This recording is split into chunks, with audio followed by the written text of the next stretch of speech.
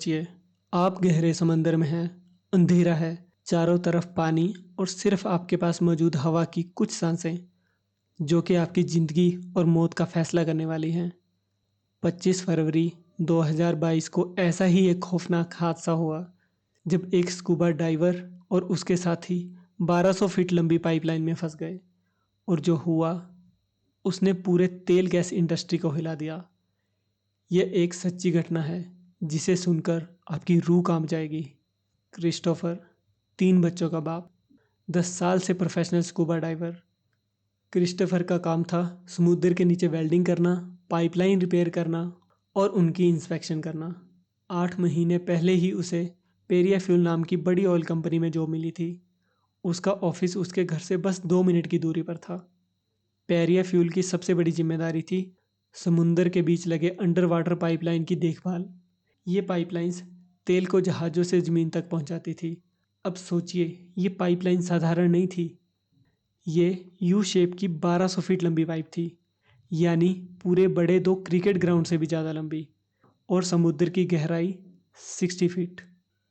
25 फरवरी 2022 की सुबह 5:30 बजे क्रिस्टोफर अपने 4 साथियों कोजिम, यूसुफ, फैजल और ऋषि के साथ निकलता है। आज का उनका टास्क था बर्थ नंबर 6 नाम की पाइपलाइन की मेंटेनेंस। समस्या ये थी कि ये पाइपलाइन 2018 से बंद पड़ी थी, यानी पूरे 4 साल तक इसमें हवा और पानी भरा हुआ था। इस पाइप को 2 एयर टाइट सेक्शन से सील किया गया और उसी के पास लगाया गया था एक हैबिटेट चैम्बर, यानी पानी के नीचे बना वो छोटा सा एयर पॉकेट, जिसमें डाइवर्स जाकर सांस ले सकते थे और अपना काम कर सकते थे। पांचों डाइवर्स पानी में उतरे, हैबिटेट में पहुंचे और उन्होंने अपने स्क्यूबा गियर उतारकर काम करना शुरू कर दिया।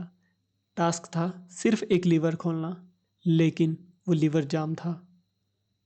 काजिम ऊपर जाकर रेंच लेकर आया, लीवर को जोर लगाया गया और जैसे ही वो खुला, सब कुछ बदल गया।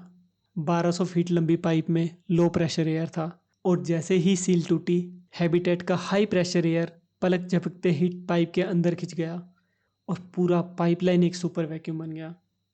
सिर्फ कुछ सेकंड में पांचों डाइवर्स, उनका सारा सामान और आसपास का समुद्र का पानी सब पाइप के अंदर खिंच गया। सोचिए, 1200 फीट लंबी, 2.5 फीट चौड़ी एक अंधेरी पाइप, जिसमें कंधे भी मुश्किल से फिट हो रहे थे। चारों तरफ पानी, तेल और अंधेरा। सिर्फ 2 छोटे छोटे एयर पॉकेट जिनसे सांस ली जा सकती थी। पांचों बुरी तरह फंस गए थे, हड्डियां टूट चुकी थी। डर और खामोशी और कैमरा सब रिकॉर्ड कर रहा था।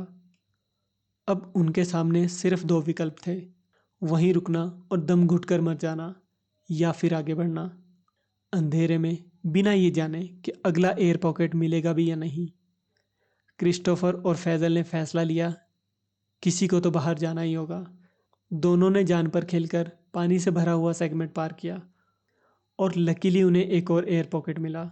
यहीं पर क्रिस्टोफर को 2 स्कूबा टैंक्स मिल गए और यही उनकी सबसे बड़ी उम्मीद थी। अब वो दोनों पानी से भरे पाइप के लंबे भागों को भी पार कर सकते थे। कई घंटे ऐसे ही चलने के बाद उन्हें अगली एयर पॉकेट मिली। यहाँ तक आते आते फैजल बहुत थक चुका था। क्रिस्टोफर ने फैजल से कहा, तुम यहीं रुको, मैं आगे बढ़ता हूँ और मदद लेकर लौटूंगा। वो घुटनों और एड़ियों को रगड़ते हुए आगे बढ़ा। कई मिनटों की जद्दोजहद के बाद अचानक उसे महसूस हुआ, पाइप ऊपर की तरफ मुड़ रहा है। मतलब वो वर्टिकल सेक्शन तक पहुंच चुका था। आखिरी ताकत जुटाकर क्रिस्टोफर ऊपर चढ़ा और पाइप की ओपनिंग से बाहर निकल आया। लेकिन समस्या थी, पानी का लेवल इतना नहीं था कि वह खुद बाहर निकल पाता। फॉर्चुनेटली वहां लगी एक चेन उसके हाथ आई। वो उससे लटक गया और तभी रेस्क्यू डाइवर्स आए और उसे बाहर निकाल लिया। क्रिस्टोफर जैसे ही बाहर आया, उसने चिल्लाकर कहा, मेरे दोस्त अभी भी जिंदा हैं पाइप में, उन्हें बचा लो। लेकिन अथॉरिटीज ने साफ मना कर दिया कि पाइप में किसी को भी भेजना सेफ नहीं है। इस पर क्रिस्टोफर ने खुद दोबारा कूदने की कोशिश की, लेकिन उसे जबरदस्ती रोका गया और हॉस्पिटल भेज दिया गया। उसके साथी काजिम, यूसुफ, फैजल और ऋषि पूरे 2 दिन तक पाइप में फंसे रहे। वो लगातार पाइप को पीटकर मदद मांगते रहे, लेकिन उनका कोई रेस्क्यू नहीं हुआ। और आखिरकार दम घुटने से उनकी मौत हो गई। 2 दिन के बाद उनकी लाशें बाहर निकाली गई। और आज भी सवाल वही है, क्या पेरिया फ्यूल ने उस दिन सही फैसला लिया था? अगर तुरंत रेस्क्यू ऑपरेशन किया जाता तो शायद 4 जिंदगियां बचाई जा सकती थी। क्रिस्टोफर आज भी कहता है, मैंने अपने दोस्तों को मरते हुए सुना है, लेकिन उन्हें बचा नहीं सका।